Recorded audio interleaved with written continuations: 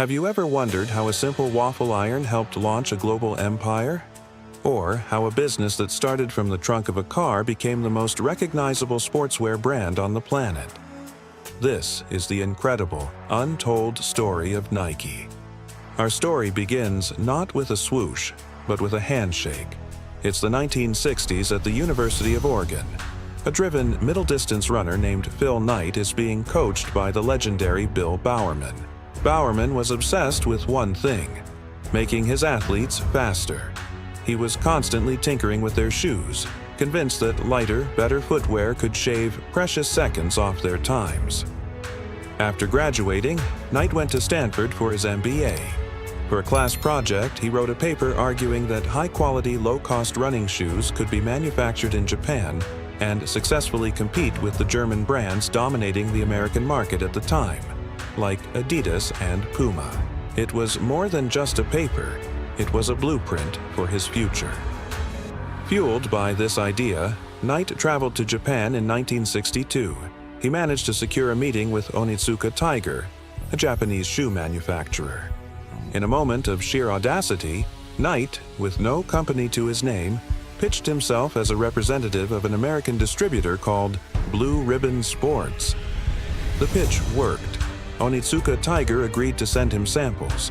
Back in the States, Knight sent a few pairs to his old coach, Bowerman.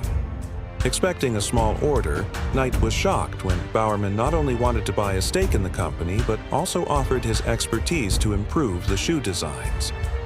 And so, in 1964, Blue Ribbon Sports was born.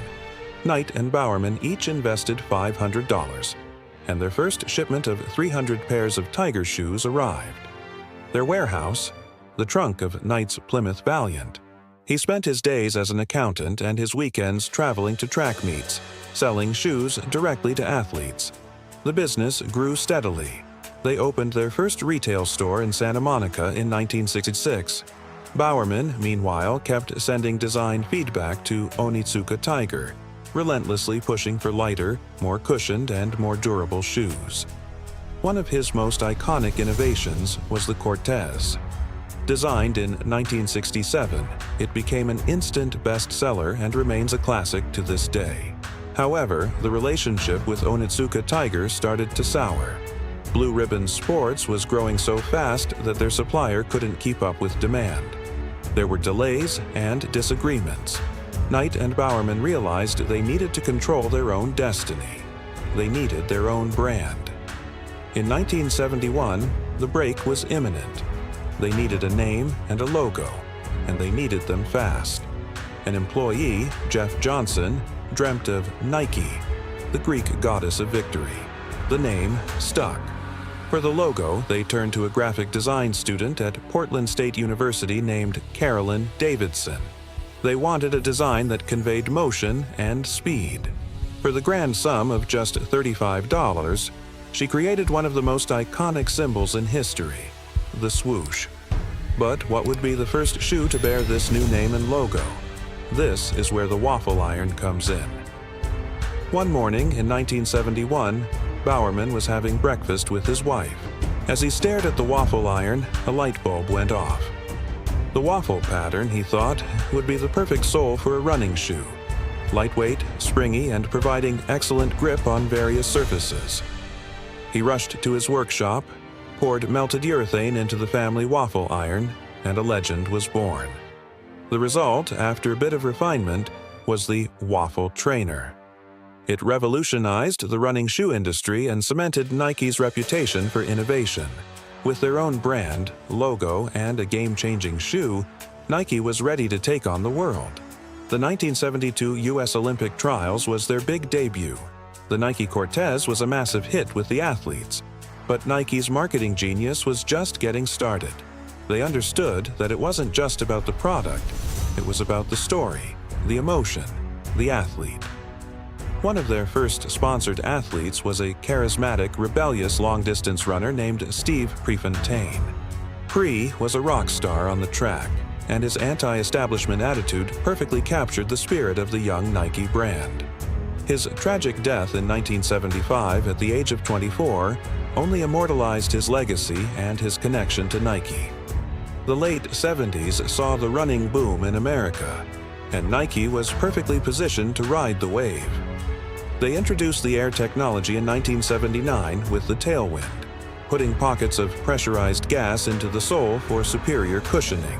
It was another technological leap that left competitors scrambling. But the 80s brought new challenges. The running boom faded, and the aerobics craze led by Reebok caught Nike completely flat-footed. Sales slumped, and for the first time, the company had to lay off employees. Nike was in trouble. They needed something big, something culture-shifting. They found it in a rookie basketball player from North Carolina. In 1984, Nike signed Michael Jordan. It was a massive gamble. They gave him his own signature shoe line, the Air Jordan, and built an entire marketing campaign around him.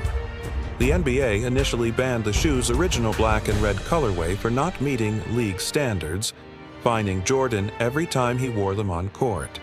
Nike happily paid the fines. The controversy was marketing gold. The banned shoe became the ultimate symbol of rebellion and coolness. The Air Jordan wasn't just a shoe, it was a cultural phenomenon. It saved Nike and catapulted it into a new stratosphere. Building on this success, Nike unleashed one of the most famous advertising campaigns of all time. In 1988, they launched the "Just Do It" slogan. Simple, powerful, and universal, it transcended sport. It was a call to action for everyone, from professional athletes to everyday people looking to push their limits. Just Do It became the company's soul, an ethos that defines the brand to this day. Throughout the 90s and 2000s, Nike's dominance grew. They signed a roster of superstar athletes who became global icons: Bo Jackson, Andre Agassi, Tiger Woods, and later LeBron James and Cristiano Ronaldo. They expanded into soccer, golf, and countless other sports, always bringing their signature blend of cutting-edge technology and brilliant marketing. Of course, the journey wasn't without its bumps. In the 90s, Nike faced major criticism over labor practices in its overseas factories. The brand's image took a serious hit. In response, Nike took steps to improve transparency and working conditions, becoming a leader in corporate social responsibility, though debates on this topic continue. Today, Nike is more than just a shoe company. It's a cultural force, a symbol of determination, and a global giant with revenues in the tens of billions. From the trunk of Phil Knight's car to the feet of the world's greatest athletes, the story of Nike is a masterclass in innovation, branding, and the relentless pursuit of victory. It reminds us that sometimes all you need is a good idea, a waffle iron, and the courage to just do it. Thank you so much for watching. If you enjoyed this story, don't forget to hit that like button, subscribe to the channel, and ring the bell so you never miss another deep dive. See you in the next one.